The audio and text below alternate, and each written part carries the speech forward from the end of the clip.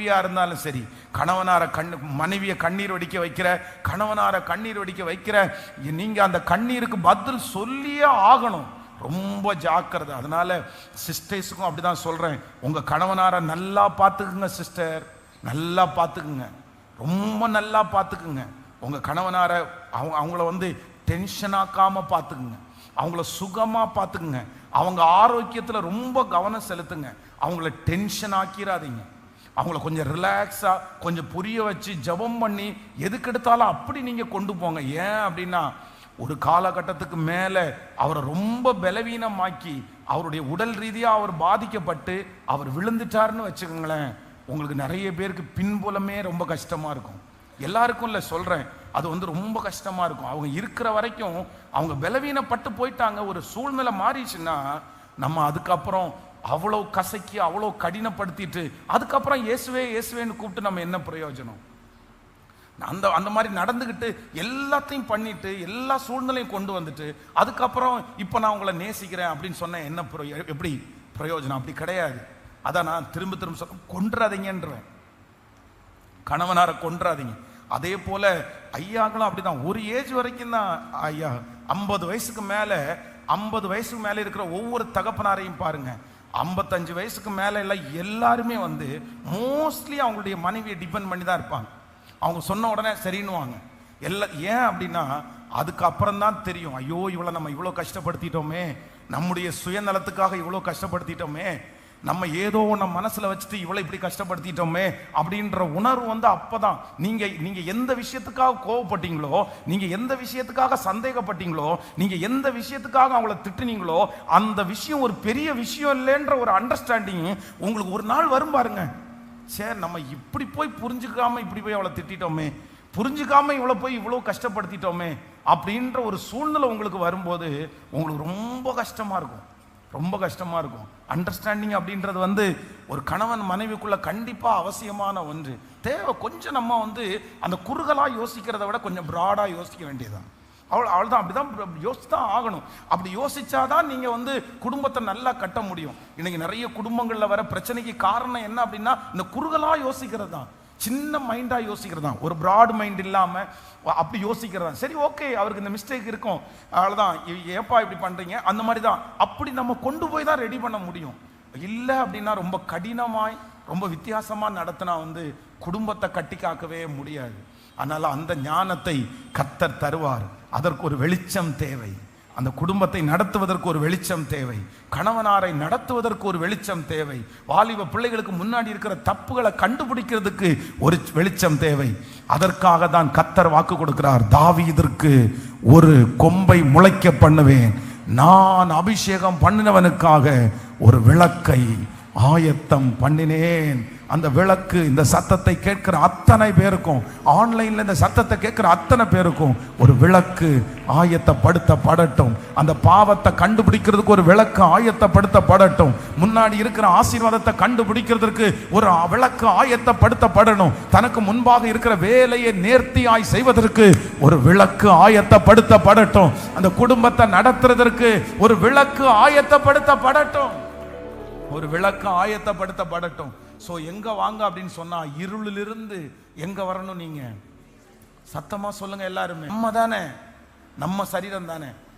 உங்க சரீரத்தில் நீங்க எத்தனை மிஸ்டேக் பண்றீங்க, எத்தனை தவறு பண்றீங்க. நீங்க நான் எங்கேயாவது ஒரு இடத்துல போய், நானாயா மோசமான ஆளியா, நேற்றைக்கு இதை செஞ்சேயா, நேற்றைக்கு இந்த தப்பு பண்ணியா அப்படின்னு எங்கேயாவது போய் சொல்றீங்களா? ஹலோ, சொல்றீங்களா?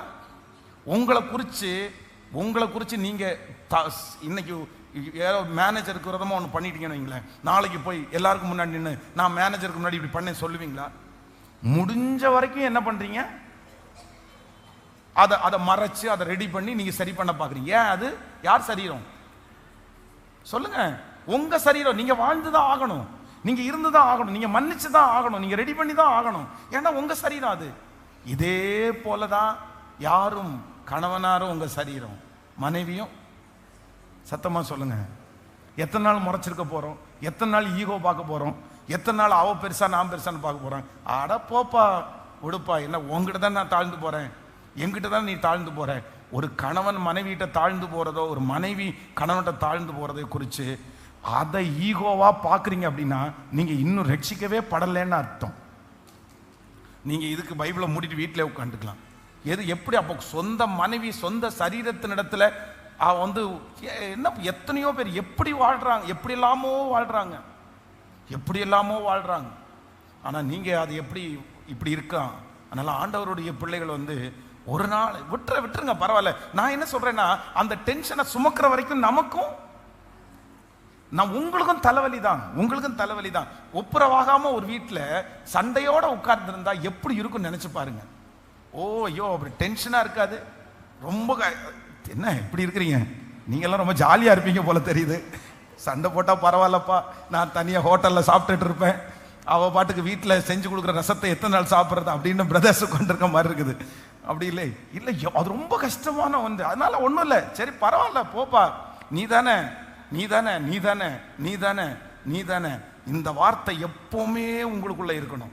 அதான் எனக்கு வேதத்தில் ஒரு லைன் வந்து பிடிக்கும். எதுனா, யூதா அந்த தாமார் என்கிற அந்த மனுஷியை பார்த்து என்ன சொல்றான்னா, என்னை பார்க்கலும் நீ உத்தமி, என்ன பார்க்கலும் நீ நல்லவப்பா, என்ன பார்க்கலும் நீ நல்லவா.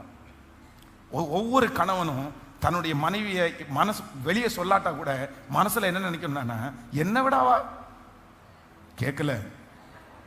ஐயோ என்ன சத்தமே வரமாட்டேங்குது நிறைய பேருக்கு. பிரதர் என்ன பார்க்கலும், என்ன அவ சும்மா கத்திட்டே கிடப்பா, வேற என்ன பண்ண போறா, வேற ஒண்ணு இல்லை, என்ன பார்க்கல. அதே மாதிரி ஒவ்வொரு மனைவியும் தன்னுடைய கணவனார் பத்தி என்ன சொல்றது, அவரை கம்பேர் பண்ணும்போது 10 பேரை கம்பேர் பண்ணும்போது என்னை விட அவரு, நானாவது கத்துன்னு கத்திட்டு இருக்கிறேன், அவர் அமைதியா போறாரு. என்ன பார்க்கலாம். இந்த ஒரே ஒரு வார்த்தை உங்க மனசளவுல இருந்துச்சுன்னா நீங்க குடும்பமா சந்தோஷமா வாழ்வீங்க. ஆமென். ஸோ ஒவ்வொரு கணவனும் ஒவ்வொரு மனைவியும் பைபிள்ல மேலே எழுத வைக்க வேண்டியது என்ன அப்படின்னா, என் கணவன் என்னை பார்க்கலும், கேட்கல, என்னை விட அவர் பரவாயில்லம்மா. அதே மாதிரி கணவன் ஒவ்வொருத்தரும் எப்படி எழுதணும் தெரியுமா, என்ன பார்க்கலும். நீங்க செய்யற நிறைய மிஸ்டேக்ஸ் வந்து அவங்க செய்யறதே இல்லை. அதே போலதான் நீங்க பண்ற நிறைய மிஸ்டேக் அவங்க பண்றதே இல்லை. ஆனா ஏற்றத்தாழ்வுகள் இருக்கும்போது அப்படி போயிட்டோம்னா இந்த வருஷம் உங்களுக்கு எப்படி இருக்கும்னா, தேவரீர் தாவீதிற்காக கர்த்தர் நான் அபிஷேகம் பண்ணினவருக்காக ஒரு விளக்கை இதெல்லாம் எங்க தெரியும் அப்படின்னு சொன்னா, அந்த விளக்கு எனக்காக எரியும் போது தான் எனக்கு தெரியும். நான் என்னை பலிபீடத்துல இருந்து உங்களை பிளஸ் பண்றேன்.